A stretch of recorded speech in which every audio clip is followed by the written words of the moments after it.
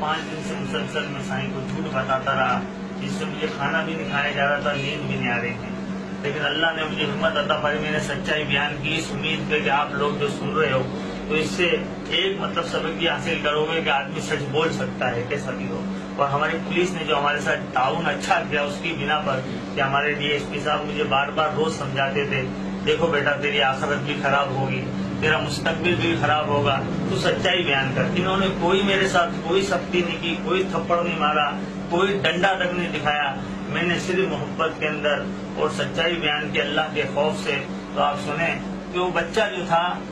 وہ باہر، جب میں مسجد سے نکلا تقریباً 8:30 بجے کا وقت تھا،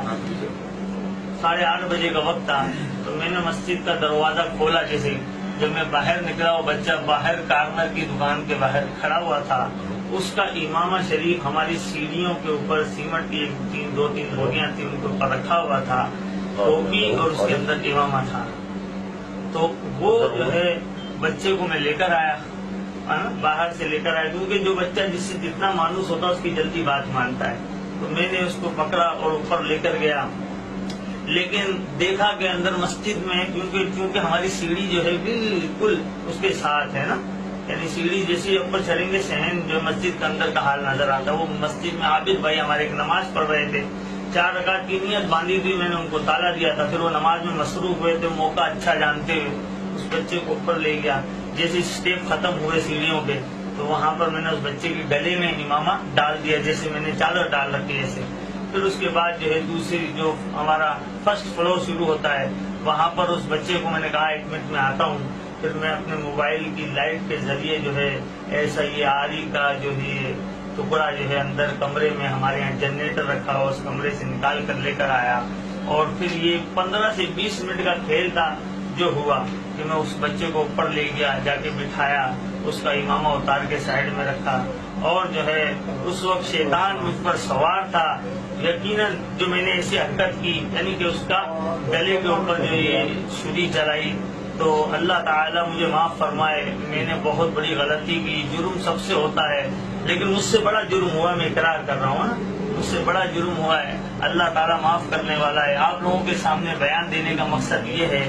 کہ جو ہے کہ آپ لوگ بھی سن رہے ہیں کہ انسان پہ کیسا بھی غلبہ ہو سکتا ہے کسی بھی وقت۔ پھر اس کے بعد جو ہے اس بچے کو جب وہ وہاں جس موقع واردات پہ میں نے اس کو جو ہے چھری پھیری، تو پھر وہاں سے مجھے خطرہ ہوا کہ سیڑھیاں بہت قریب ہیں، سیڑھیاں چونکہ بہت قریب تھی نیچے سے اوپر چڑھنے والی، تو میں اس بچے کو اٹھا کے کونے میں لے گیا، وہاں پر رکھ دیا، اور اس کا امامہ وہیں رکھا رہا، ٹوپی دوسری جگہ، چپل دوسری جگہ، اور اس طرح میں فرار ہونے کی کوشش میں بھاگا، یعنی کہ ایسے بھاگا کہ مطلب تیز بھی نہیں بھاگا، اور میرے ہاتھ میں آلہ تھا، تو اس کو میں نے سب سے نیچے والی منزل پہ لے آ کے باتھ روم کے اندر میرے کپڑے بھی میں نے دھوئے، یہ آلہ بھی دھویا، کیونکہ میرے پر کسی کو شک نہیں ہو سکتا تھا کہ میں مسجد کا امام ہوں، ایک باعزت آدمی ہوں، اللہ تعالیٰ نے مجھے عزت عطا فرمائی ہے، اس لیے میں نے جو ہے یہ کام کیا۔ اور سوال یہ پیدا ہوتا ہے، کوئی مجھ سے یہ سوال کرے کہ آپ نے یہ کام کیوں کیا،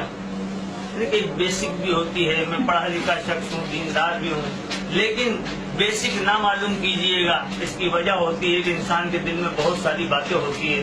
تو اب وہ جو اس کو بہرحال یہ مجھ سے گناہ سرزد ہوا ہے، اللہ تعالیٰ مجھے معاف فرمائے۔ شہر کے چنگے مرس یہاں پر بیٹھے ہوئے ہیں، ایس پی صاحب بھی ہیں، ڈی ایس پی صاحب بھی ہے، میں نے کوئی بھی بیان اس میں کسی کے دباؤ میں آ کے نہیں دیا۔ پھر میں بتا دوں ہماری پولیس نے میرے ساتھ بہت اچھا سلوک کیا، الحمدللہ، محبت سے، پیار سے، کسی بھی سنتری نے، کسی حوالدار نے مجھے چماٹ تک نہیں مارا۔ 3 سے 4 دن ہو چکے ہیں، مجھے ٹائم پر کھانا دیا جاتا ہے،